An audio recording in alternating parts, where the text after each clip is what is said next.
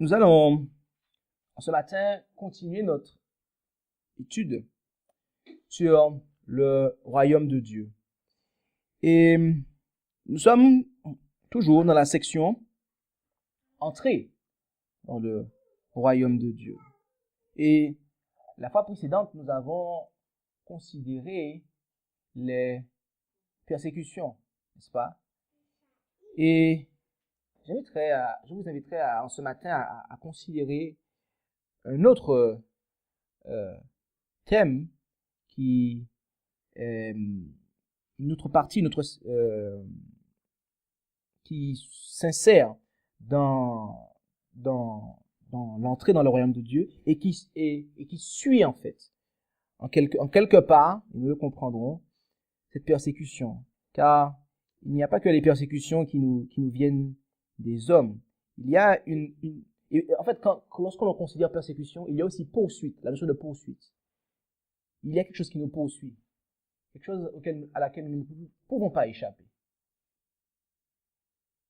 Mais avant de commencer, je vous inviterai à prier avec moi pour demander à notre Dieu d'être avec nous avant que nous considérions sa parole. Notre Dieu, notre Père, nous venons devant ton trône de grâce afin de te demander ton esprit pour que nous puissions comprendre les Saintes Écritures que tu as inspirées. Merci de nous révéler, Seigneur, pleinement et entièrement comment entrer dans ton royaume. Et merci, Seigneur, de nous donner tout ce dont nous avons besoin. Et nous savons que tu en es capable et que tu le veux. Tout ce dont nous avons besoin pour entrer dans ton royaume. Que nous puissions être disposés à recevoir ces choses. Et ce sont là les grâces que nous te demandons, au nom et par les mérites de Jésus, ton Fils, et pour ta gloire. Amen. Ouvrons nos Bibles dans 1 Corinthiens, chapitre 15. 1 Corinthiens, chapitre 15. Et considérons là notre texte de base, qui lui-même se trouve au verset 50. 1 Corinthiens, chapitre 15, et le verset 50, où il nous est dit, « Or, je dis ceci, frères, c'est que la chair et le sang ne peuvent hériter le royaume de Dieu, et que la corruption n'hérite point l'incorruptibilité. » La chair et le sang. Quelle est la portée de ces paroles? Littérale, à en croire les versets suivants. Et lisons du verset 51 au verset 56. Voici, je vous dis un mystère. Nous ne mourrons pas tous, mais nous serons tous changés. En un moment, en un clin d'œil, à la dernière trompette, car la trompette sonnera et les morts ressusciteront incorruptibles et nous serons changés. Car il faut que ce corps corruptible soit revêtu de l'incorruptibilité et que ce corps mortel soit revêtu de l'immortalité.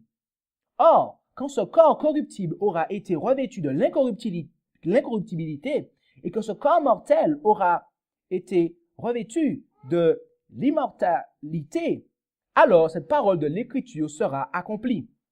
La mort est engloutie en victoire. Ô mort, où est ton aiguillon? Ô enfer, où est ta victoire?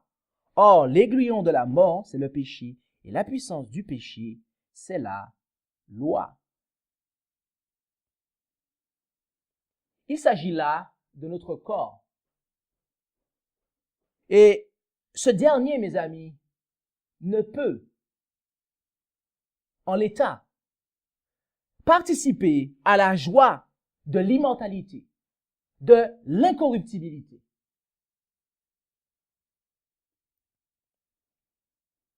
Mais est-ce là l'unique portée de ces paroles? La chair et le sang. Est-ce là l'unique portée de cette expression biblique? Envie de répondre à cette question, je vous inviterai à considérer ce que l'apôtre Paul déclara lorsqu'il écrivit l'épître aux Galates. Rendons-nous dans l'épître aux Galates et considérons ce que l'apôtre Paul leur déclara au chapitre 1 et plus précisément du verset 15 au verset 17.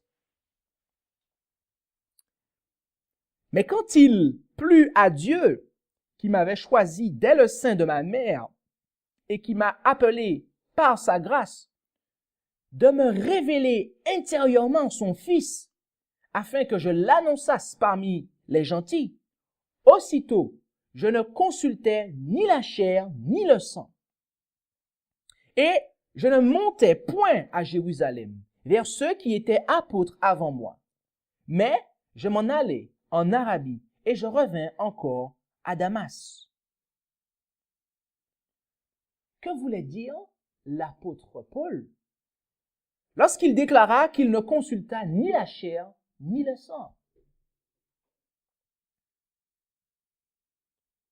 Était-il en train de dire qu'il avait pour habitude de parler avec des corps, mais que cette fois-ci, il ne le fit pas? Était-ce là son propos? Le verset 17 nous apporte un premier élément de réponse. Relisons-le simplement. Et je ne montais point à Jérusalem vers ceux qui étaient apôtres avant moi. Et ça, il le dit après avoir dit, aussitôt, je ne consultais ni la chair ni le sang, et je ne montais point à Jérusalem vers ceux qui étaient apôtres avant moi. En fait, l'apôtre Paul était en train de dire que juste après sa conversion, il ne consulta ni un homme, ni les hommes qui étaient apôtres avant lui. En effet, Christ s'est révélé directement à lui.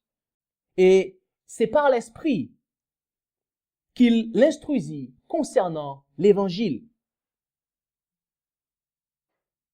Et mes amis, c'est cette même compréhension que nous retrouvons dans Matthieu, chapitre 16, versets 15 à 17.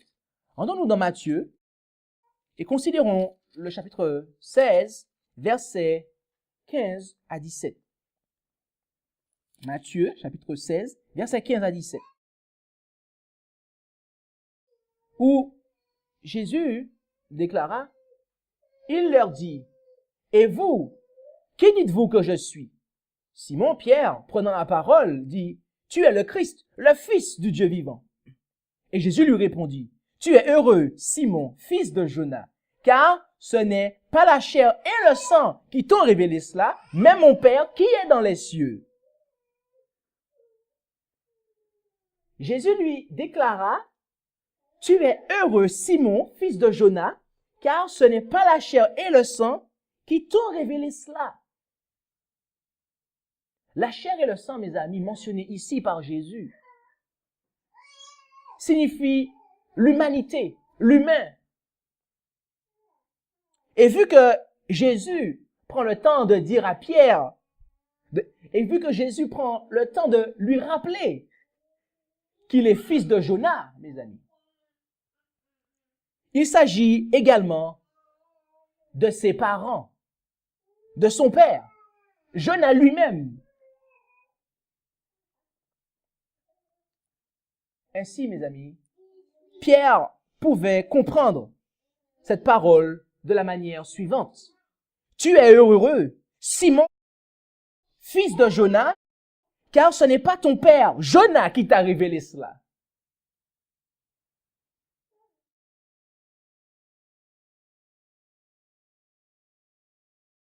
Mais quel est le rapport avec le royaume de Dieu, me direz-vous?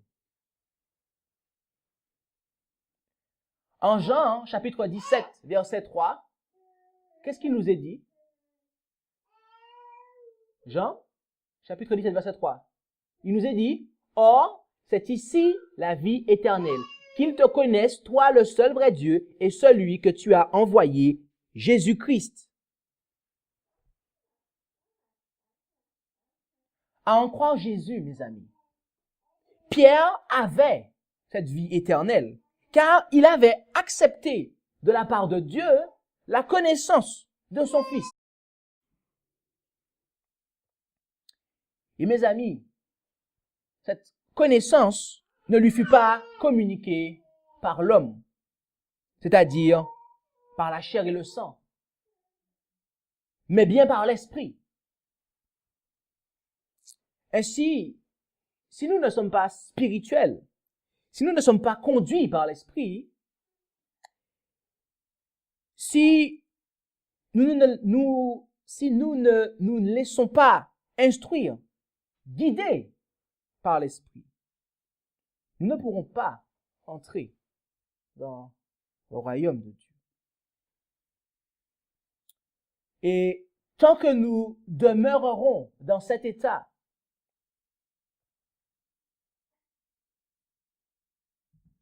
Dieu ne peut pas régner en nous, mes amis. Il ne peut pas être le roi en nous. Et ayant donc échoué à entrer dans le royaume de sa grâce, il ne nous intégrera pas non plus dans le royaume de sa gloire. Où sommes-nous, mes amis? Qui consultons-nous? En qui nous confions-nous pour nos doctrines, pour notre avenir? Est-ce en Dieu ou en l'homme?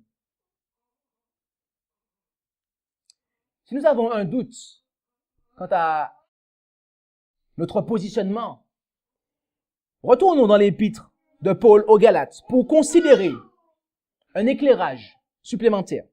Galates, chapitre 5, et considérons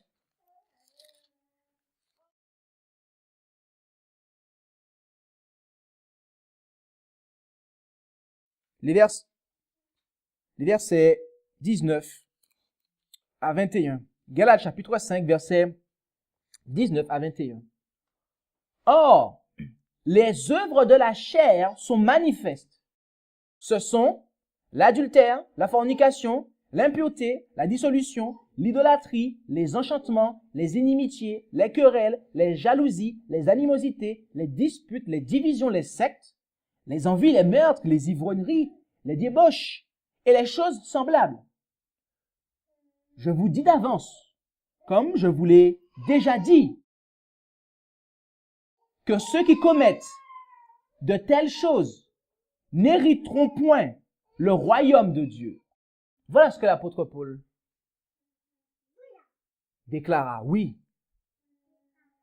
Lorsque nous nous confions en l'homme,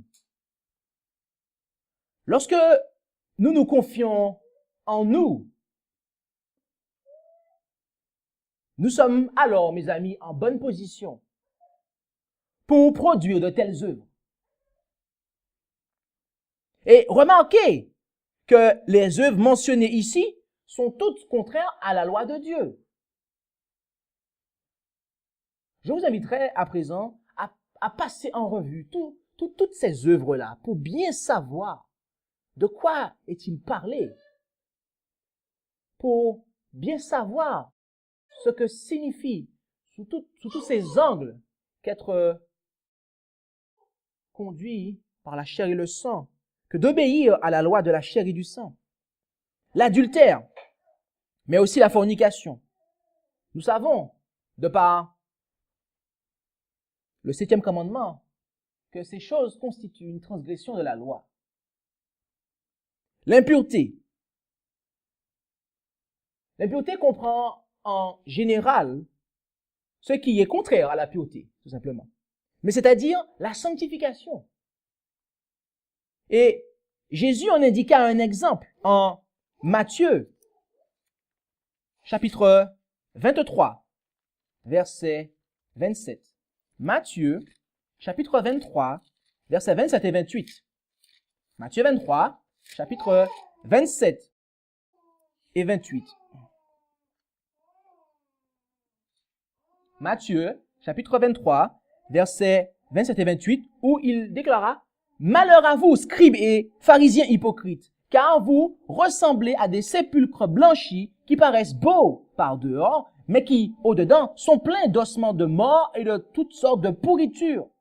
Vous de même, dehors, vous paraissez juste aux hommes, mais au-dedans, vous êtes remplis d'hypocrisie et d'injustice. »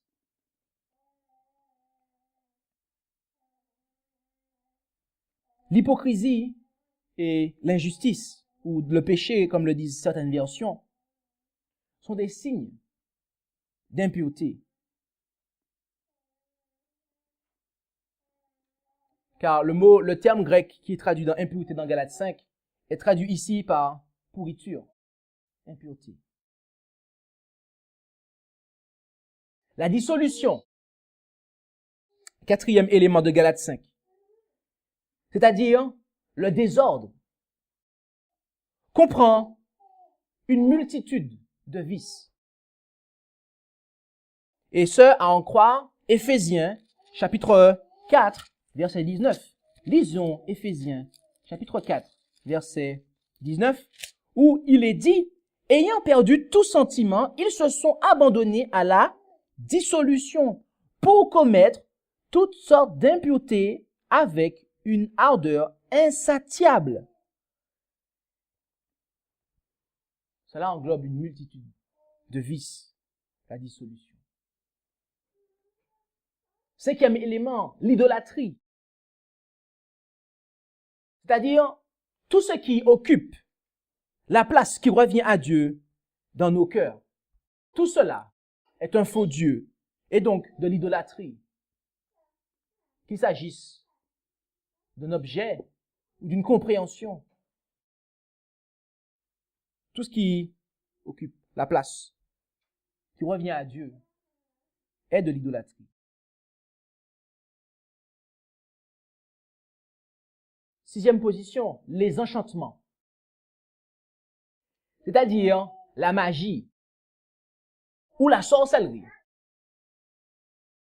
Et mes amis, il est intéressant de noter ici que enchantement est traduit du grec pharmakeia, qui signifie pharmacie. Le temps me manquerait, mes amis, pour traiter ce point en profondeur, comme il le faudrait. Mais je vous inviterai à vous poser la question suivante.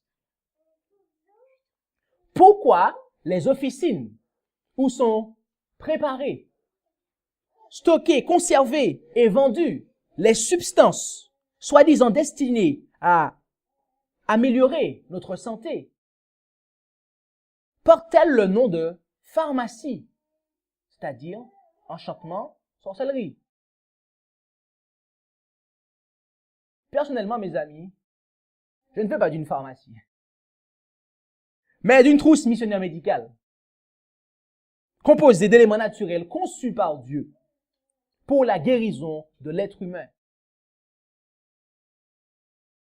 Septièmement, les inimitiés ou la haine. Oui, il y aurait inimitié entre la descendance de la famille du serpent. Et justement, cela ne semble pas être un problème en soi, car Dieu plaça une inimitié entre la postérité de Christ et de Satan. Mais en réalité, c'est Satan qui est la cause de toute inimitié, car c'est lui qui s'est rebellé. Huitièmement, les querelles. Le terme grec à l'origine de cette traduction est éris. Et ce terme signifie dispute, discorde, conflit, querelle. C'est ce terme, mes amis, que nous retrouvons dans 1 Corinthiens 1, verset 11. 1 Corinthiens, chapitre 1, verset 11. 1 Corinthiens, chapitre 1, verset 11. Mais commençons la lecture à partir du verset 10. 1 Corinthiens, chapitre 1, à partir du verset 10. Or, je vous prie, frères, au nom de notre Seigneur Jésus-Christ, de tenir tous le même langage et de n'avoir point de division parmi vous, mais d'être unis dans une même pensée et dans un même sentiment.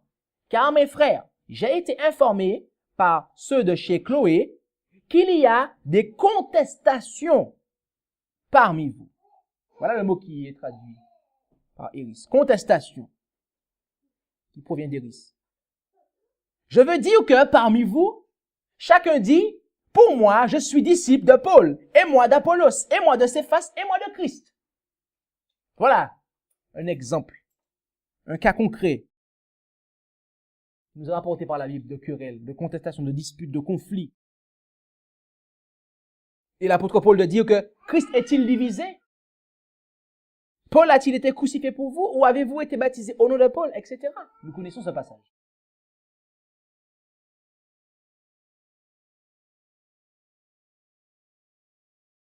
Ces choses sont contraires à la loi. Les animosités, en 10e position, c'est-à-dire les passions, les violences, la violence. Considérons un exemple de cela, mes amis, en Actes, chapitre 19, verset 28. Actes, chapitre 19, verset 28. Mais commençons la lecture à partir du verset 24, où il est dit, « En effet, un homme nommé Démétrius, orfèvre, qui faisait des sanctuaires de Diane en argent et qui procurait un grand profit aux ouvriers, les assembla avec ceux qui travaillaient à ces sortes d'ouvrages et leur dit, « Hommes, vous savez que tout notre gain vient de cet ouvrage. Et vous voyez et vous entendez dire que non seulement à Éphèse, mais presque dans toute l'Asie, ce Paul a persuadé et perverti un grand nombre de personnes en disant qu'ils ne sont pas des dieux, ceux qui sont faits de main d'homme. Et il n'y a pas seulement à craindre pour nous que notre métier ne soit décrié, mais même que le temple de la grande Diane ne tombe dans le mépris et que sa majesté de toute l'Asie et que le monde entier révère ne s'anéantissent aussi. Ayant entendu cela, ils furent transportés de colère. Et ils s'écrièrent, « Grande est la Diane des Éphésiens. » Voilà la colère dont il est parlé. Une colère égoïste. Parce que les choses mauvaises que nous faisons sont dénoncées par la lumière. C'est de cette colère-là dont il est parlé.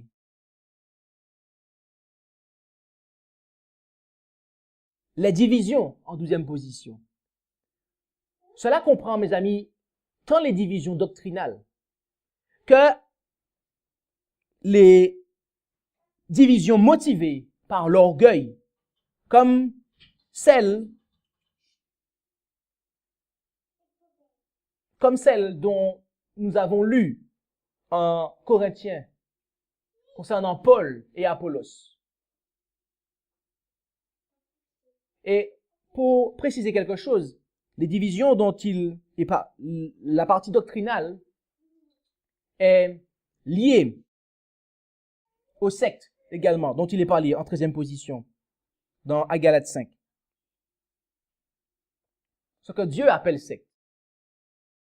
Ainsi, ces deux points-là, mes amis, sont les divisions dont il nous est parlé.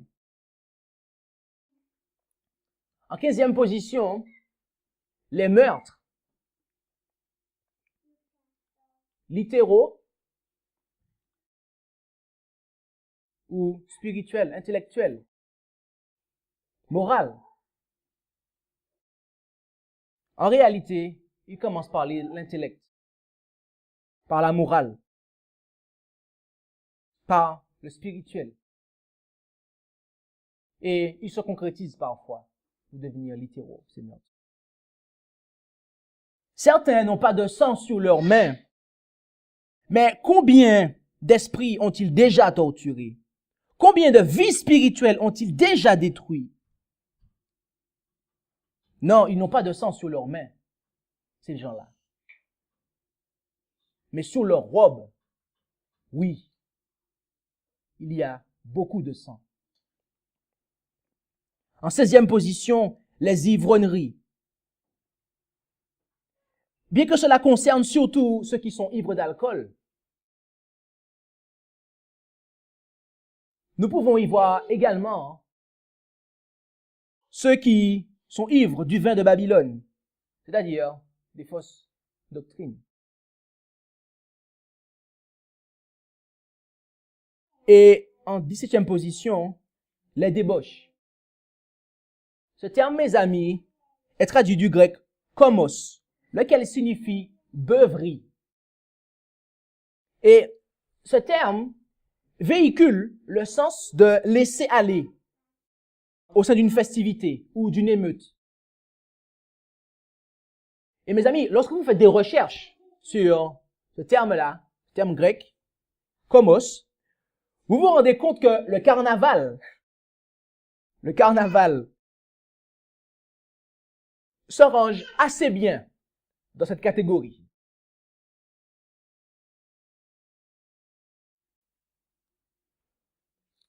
Ainsi, mes amis, l'adultère, la fornication, l'impureté, la dissolution, l'idolâtrie, les enchantements, les inimitiés, les querelles, les jalousies, les animosités, les disputes, les divisions, les sectes, les envies, les meurtres, les ivrogneries, les débauches. Tous ceux qui commettent de telles choses n'hériteront pas du royaume de Dieu. Considérons également 1 Corinthiens, chapitre 6, versets 9 et 10, pour avoir un éclairage supplémentaire de la part de l'apôtre Paul à ce propos. 1 Corinthiens, chapitre 6, versets 9 et 10. Versets 9 et 10. Ne savez-vous pas que les injustes n'hériteront point le royaume de Dieu? Ne vous abusez point, ni les impurs, ni les idolâtres, ni les adultères, ni les efféminés, ni les infâmes, ni les larrons, ni les avares, ni les ivrognes et les médisants, ni les ravisseurs, n'hériteront le royaume de Dieu.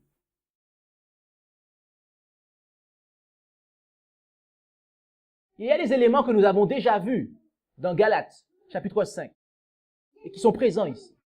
Nous n'allons pas revenir dessus.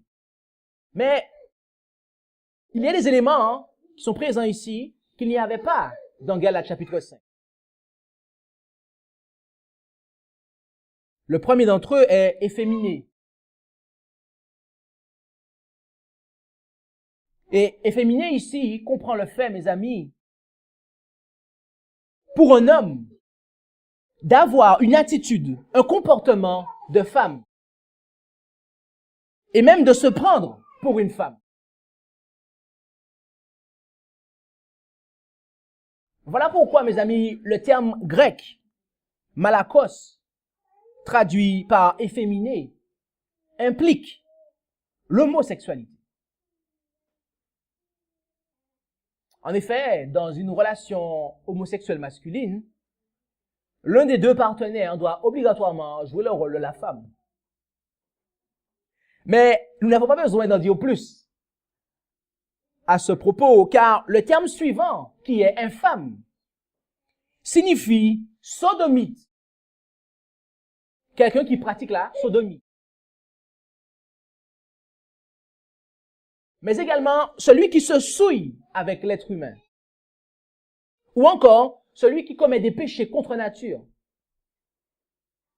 En clair, il s'agit ici d'homosexualité. Car, mes amis, l'homosexualité en soi est contre nature.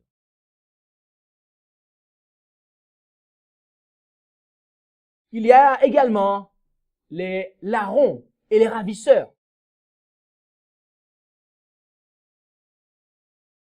Ces personnes-là peuvent voler par nécessité, mes amis. Mais, il n'en demeure pas moins que, bien qu'ils peuvent voler par nécessité, bien que certains peuvent être larrons et ravisseurs par nécessité,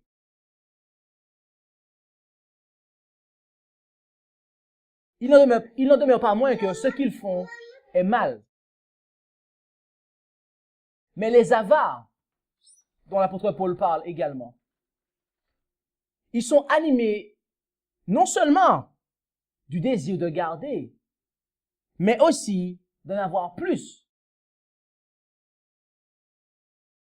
De telles personnes, mes amis, frustrent le plan de Dieu, lequel est de voir chaque homme être un économe, être son économe.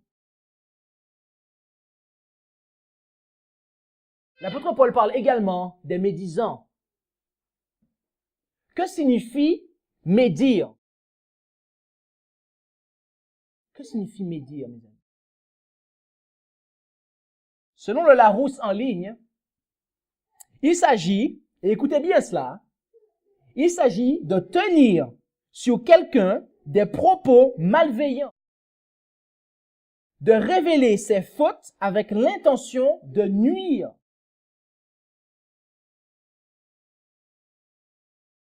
Le terme grec, loidoros, signifie également ridiculiser, vilipender.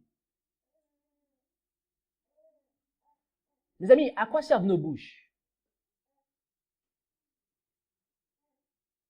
Dans quel but relevons-nous les fautes d'autrui? Est-ce dans les buts de les voir s'améliorer ou dans le but de leur nuire, de les détruire? La réponse à cette question est vitale, mes amis. Oui, car ni les efféminés, ni les infâmes, ni les larrons, ni les ravisseurs, ni les avares, ni les médisants, sans compter tout ce que nous avons déjà vu en Galates 5 et que nous ne mentionnerons pas ici, n'hériteront du royaume de Dieu. Nous pouvons dire que tous les points que nous avons cités ici concernent uniquement les gens du dehors. Nous pouvons penser cela, que tous les éléments que nous avons cités ici ne concernent que les gens du dehors.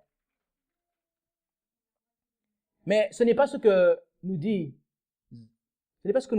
les 8 premiers versets de ce chapitre de 1 Corinthiens 6. Quand quelqu'un d'entre vous a un différend avec un autre, ose-t-il l'appeler en jugement devant les infidèles plutôt que devant les saints? Ne savez-vous pas que les saints jugeront le monde? Et si vous jugez le monde, êtes-vous indigne de juger les moindres choses? Ne savez-vous pas que nous jugerons les anges, et à plus forte raison les choses de cette vie? Si donc vous avez des procès pour les affaires de cette vie, vous prenez pour juge des gens qui sont méprisés de l'Église. Je le dis à votre honte. N'y a-t-il point de sages parmi vous? Pas même un seul qui puisse juger entre ses frères? Mais un frère a un procès avec un autre, et cela devant les infidèles. C'est déjà un défaut parmi vous d'avoir des procès les uns avec les autres. Pourquoi ne souffrez-vous pas plutôt qu'on vous fasse tort? Pourquoi ne supportez-vous pas plutôt un dommage? Mais c'est vous-même qui faites du tort et vous causez du dommage, et même à vos frères. L'église de Corinthe était composée de personnes qui avaient un passé d'impurs, d'idolâtres, d'adultères, d'efféminés, d'homosexuels, oui, disons-le, homosexuels, mes amis. de larrons, d'avares, d'ivrognes, de médisants, de ravisseurs. Et à en croire l'apôtre, certains d'entre eux étaient retombés dans ces péchés. Oui, disons-le, il s'agit là de péchés, mes amis. Ces pratiques sont des péchés. Elles sont contraires à la loi de Dieu. Lorsqu'il écrivit aux croyants d'Éphèse, l'apôtre leur indiqua d'autres éléments qui ne doivent pas être non plus le partage du citoyen du royaume de Dieu. Considérons ce qu'il leur mentionna en Éphésiens, chapitre 5, versets 3 à 7. Éphésiens, chapitre 5, versets 3 à 7. Où il leur déclara que ni la fornication, ni aucune impureté, ni l'avarice ne soit même nommée parmi vous, comme il convient à des saints, ni aucune parole déshonnête, ni bouffonnerie, ni plaisanterie, qui sont des choses malséantes, mais qu'on y entende plutôt des actions de grâce. Car, vous savez ceci, qu'aucun fornicateur, ou impudique, ou avare, qui est un idolâtre, n'a pas à l'héritage du royaume de Christ et de Dieu. Que personne ne vous séduise par de vains discours, car c'est à cause de ces choses que la colère de Dieu vient sur les enfants rebelles. N'ayez donc point de part avec eux. Ici, les éléments que l'on ne retrouve pas dans les textes précédents sont la bouffonnerie et la plaisanterie. Attendez, mes amis. Qui est-ce qui est venu ajouter ces deux termes-là hier soir, pendant que nous dormions? Qui est-ce qui est venu ajouter ça dans nos Bibles? Si je pose cette question, c'est parce que il y a des personnes qui se revendiquent de sola scriptura et qui se sont mis à faire les clowns, les bouffons, comme le dit Paul. Et ce, au nom d'une pratique que l'on appelle la déridothérapie. Et mes amis, si Dieu le veut, je présenterai une étude complète à ce sujet bientôt. Mais, mes amis, l'apôtre Paul dit qu'il s'agit de choses malséantes. Amen. Oui, malséantes. Ces choses prennent la place des actions de grâce qui, elles, sont capables d'apporter la joie dont notre âme a besoin.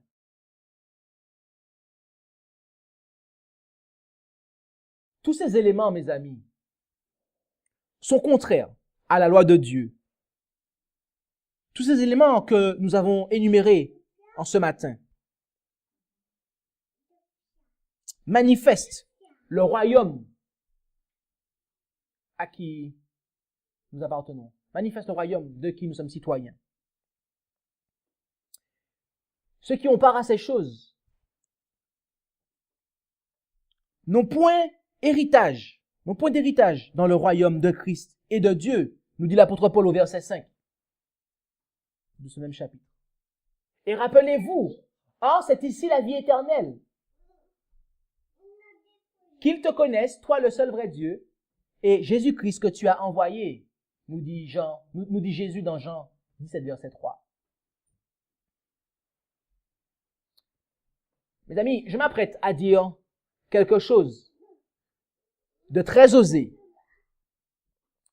mais je pense avoir suffisamment de fondements bibliques pour prononcer ces paroles.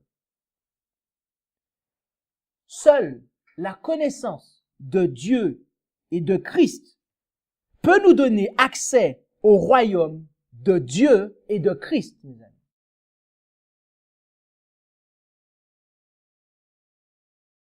Autrement dit, seuls ceux qui connaissent réellement Dieu et Jésus peuvent n'avoir aucun partage avec tous les points que nous avons listées en ce matin.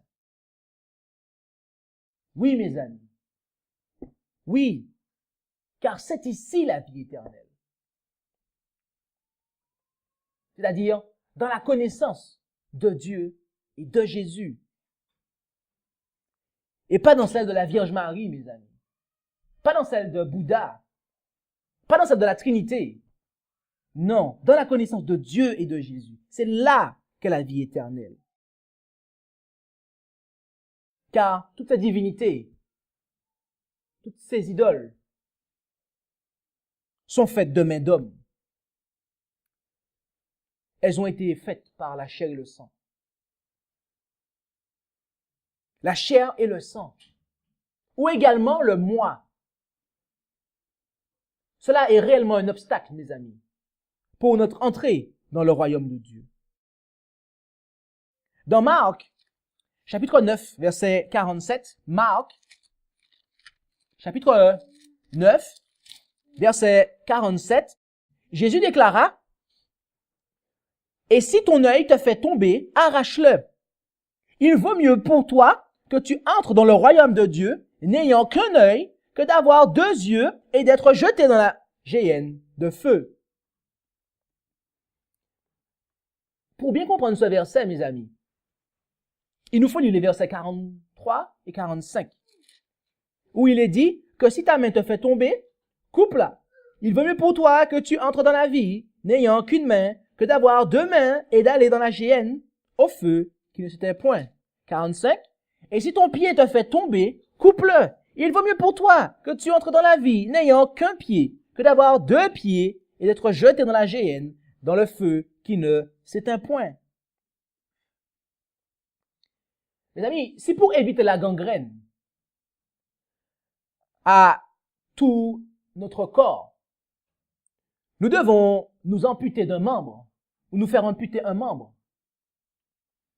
combien n'est-il pas plus important de nous défaire, ne serait-ce que d'un seul péché, mes amis, qui, s'il est maintenu, si nous le maintenons, peut nous faire perdre notre vie éternelle.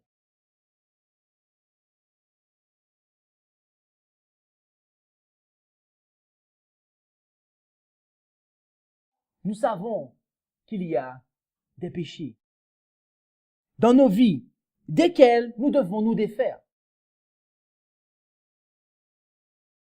Mais nous savons également combien il nous est impossible d'accomplir cela par nous-mêmes. L'homosexuel et le disputeur sont-ils alors condamnés à être privés de l'entrée dans le royaume de Dieu à cause de la chair et du sang? Rendons-nous dans Hébreux chapitre 2 pour considérer la réponse à cette question. Hébreux chapitre 2, et lisons l'ensemble du chapitre.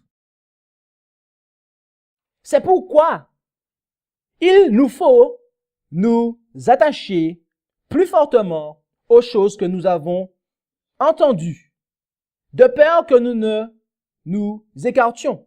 Car si la parole annoncée par les anges a eu son effet, et si toute transgression, toute désobéissance a reçu une juste punition, comment échapperons-nous si nous négligeons un si grand salut, qui, ayant été premièrement annoncé par le Seigneur, nous a été confirmé par ceux qui l'avaient entendu? Dieu même appuyant leur témoignage par des prodiges et des miracles, par divers actes de puissance et par les dons du Saint-Esprit selon sa volonté. Car il n'a point soumis aux anges le monde à venir dont nous parlons. Mais quelqu'un a rendu ce témoignage, quelque part en disant, « Qu'est-ce que l'homme que tu te souviennes de lui, ou le fils de l'homme que tu jettes les yeux sur lui?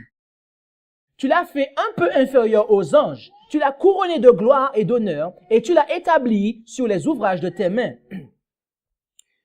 Tu as mis toutes choses sous ses pieds. Car Dieu, lui ayant assujetti toutes choses, n'a rien laissé qui ne lui soit assujetti. Or, nous ne voyons point encore maintenant que toute chose lui soit assujettie. Mais nous voyons couronné de gloire et d'honneur ce Jésus qui, par la mort qu'il a souffert, a été fait un peu inférieur aux anges, afin que, par la grâce de Dieu, il souffrit la mort pour tous. En effet, il est convenable que celui pour qui et par qui sont toutes choses, voulant amener à la gloire plusieurs enfants, rendit parfait le prince de leur salut par les souffrances. Car tous, et celui qui sanctifie, et ceux qui sont sanctifiés, relèvent d'un seul. C'est pourquoi il n'a pas honte de les appeler frères, en disant, j'annoncerai ton nom à mes frères. Je chanterai des louanges au milieu de l'assemblée. Et encore, je me confierai en lui. Et encore, me voici moi et les enfants que tu m'as donnés. Puisse donc que les enfants participent de la chair et du sang, il en a aussi de même participé, afin que, par la mort, il détruisit celui qui avait la puissance de la mort, c'est-à-dire le diable, et qu'il délivra tous ceux qui, par la crainte de la mort, étaient toute leur vie assujettis à la servitude. Car assurément, il n'a pas secouru les anges, mais il a secouru la postérité d'Abraham. C'est pourquoi il a fallu qu'il devint semblable en toutes choses à ses frères, afin qu'il fût un souverain sacrificateur, miséricordieux et fidèle dans les choses de Dieu pour expier les péchés du peuple. Car ayant été tenté dans ce qu'il a souffert, il peut secourir ceux qui sont tentés. Amen. À cause de l'idole qu'est la Trinité, une quantité incroyable de théologiens refusent de croire que Christ a réellement participé à la chair et au sang, comme vous et moi y participons. Et à cause de cette même idole, mes amis, ils enseignent que Christ a pris sur lui la nature d'Adam avant que ce dernier ne pêche. Le problème, mes amis, est que cet enseignement nous pousse à croire que Jésus n'eut aucune chance de pécher. Le problème, mes amis, est que cet enseignement nous pousse finalement à croire que Jésus ne peut pas réellement nous libérer du péché et que de ce fait, nous continuerons à pécher jusqu'à ce que notre corps corruptible soit changé en un corps incorruptible. Mais la Bible déclare, mes amis, qu'il a participé à la chair et au sang.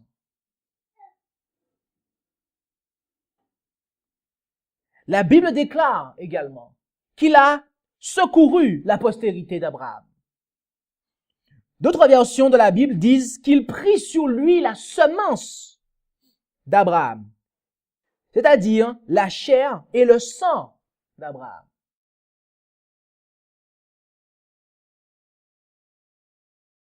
Et la chair et le sang corruptibles d'Abraham, mes amis, ne sont pas la chair et le sang incorruptibles qu'avait Adam avant qu'il ne pêche. Ainsi, quand il vécut sur terre, Jésus-Christ prit sur lui notre humanité avec toutes ses faiblesses et toutes ses infirmités.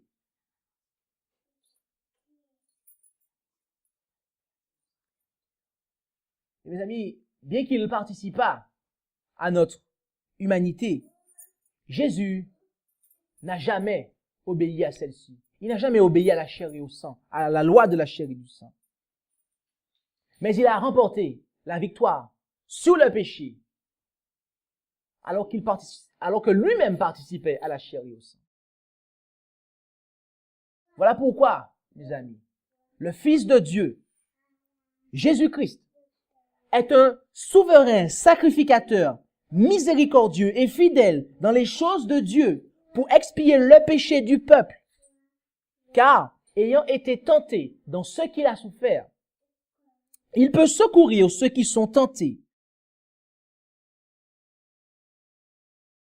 Quel que soit l'esclavage dans lequel te tiennent la chair et le sang, quel que soit le nombre d'idoles devant lesquelles tu t'es déjà prosterné, quel que soit le nombre de disputes, de querelles, de conflits que tu as déjà engendrés, quel que soit le nombre de personnes que tu as déjà volées, quel que soit le nombre de litres d'alcool que tu as déjà bu, et quel que soit le nombre d'années que tu es homosexuel, celui qui détruisit l'empire du diable dans l'humanité peut t'en délivrer afin que tu deviennes un membre du royaume de Dieu et de Christ. Jésus, le Fils de Dieu, a participé à la chair et au sang. Et il est capable de te donner la victoire sur le péché, afin que tu n'obéisses point à la chair et au sang. Et une fois que cela est fait, il nous ressuscitera et nous enlèvera cette nature corruptible afin de nous donner une nature incorruptible. Voilà les personnes qui auront ce corps incorruptible. Ce sont celles et ceux qui auront accepté l'intervention, la médiation de Jésus entre Dieu et l'homme, et qui auront permis à Jésus de manifester sa puissance en tant que libérateur du péché. Est-ce que tu veux, mon ami, de cela dans ta vie? Prions.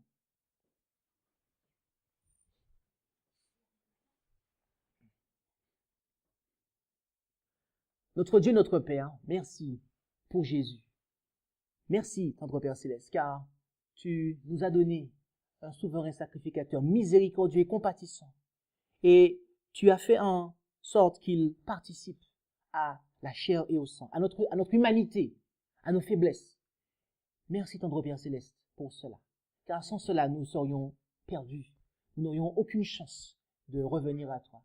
Mais en Jésus, tu nous as donné cette échelle. En Jésus, tu nous as donné ce chemin par lequel nous pouvons accéder à nouveau à ton royaume. Notre Père Céleste, nous te demandons, au nom de Jésus, d'opérer cette libération en nous. Seigneur Jésus, nous t'en prions. Nous avons besoin de toi. Et nous comprenons à quel point nous sommes faibles face à la chair et au sang. Il ne nous est pas possible par nous-mêmes de remporter la victoire et de n'avoir aucune part avec tous ces points que nous avons listés en ce matin et que nous avons trouvés dans ta parole. Toutes ces œuvres de la chair. Mais tendre Père Céleste, nous savons que Jésus-Christ a vécu dans cette humanité et a remporté la victoire. Alors, nous te demandons de nous l'accorder également, alors que nous nous confions en Jésus pour le pardon, mais aussi la purification de nos péchés, pour que nous puissions ne plus obéir à la chair et au sang, mais que par ton esprit, nous puissions être régénérés et obéir à ta loi. Et ainsi, tu nous prendras, tu nous ressusciteras si nous sommes morts lorsque Jésus reviendra, et tu nous donneras cette nature incorruptible, car nous n'aurons pas obéi à la pensée corruptible, mais nous aurons eu l'esprit, ton esprit, qui lui est incorruptible. Merci Seigneur pour cela. Et que nous puissions regarder à Jésus et avoir nos pensées, toutes nos pensées captives de Jésus. Ce sont là les grâces que nous t'avons demandées. Au nom et par les mérites de Jésus ton Fils et pour ta gloire. Amen.